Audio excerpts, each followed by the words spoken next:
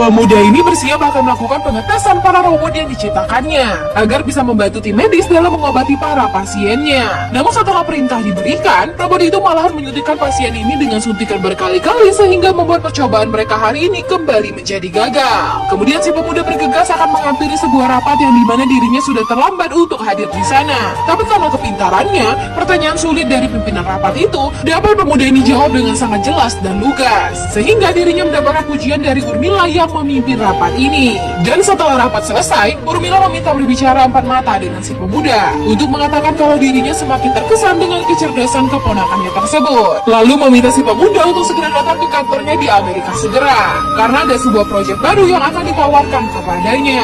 Membuat si pemuda menjadi bersemangat, lalu segera terbang ke Amerika untuk bertemu dengan Urmila. Dan setelah sampai di perusahaan e-robotik milik tantenya tersebut, pemuda ini mulai menjadi takjub dengan kemajuan teknologi yang telah berhasil dikembangkan oleh perusahaan yang dipimpin oleh Tante Urmila, yang kemudian segera mengajaknya berkeliling perusahaannya untuk menunjukkan semua robot yang telah berhasil dirinya ciptakan di perusahaannya ini. Dan setelah mengajaknya berkeliling, Urmila mengajak keponakannya ini ke kantornya untuk mengatakan kalau dirimu adalah salah seorang programmer terbaik di keluarga mereka, dan berharap suatu hari nanti dirimu lah yang akan menggantikan dirinya memimpin perusahaan ini. Kemudian Urmila mengatakan kalau dirinya ada rapat penting mendadak dan harus segera berangkat ke Belgia. Membuat si pemuda kaget karena dirinya yang baru sampai di Amerika namun akan ditinggalkan pergi, yang dijawab kalau dirinya akan segera kembali lagi dan telah meminta manajernya untuk mengurus semua keperluan si pemuda selama berada di sini. Pemuda ini kemudian pulang ke rumah Tante Urmila, yang mana dirinya ternyata telah disambut oleh sang manajer yang cantik jelita. Setelah mengenalkan namanya adalah Sifra, dia di sini mempersilahkan si pemuda untuk masuk ke rumah mewah milik tantenya tersebut. Lalu akan menunjukkan kamar di mana si pemuda akan tidur selama tinggal di sini.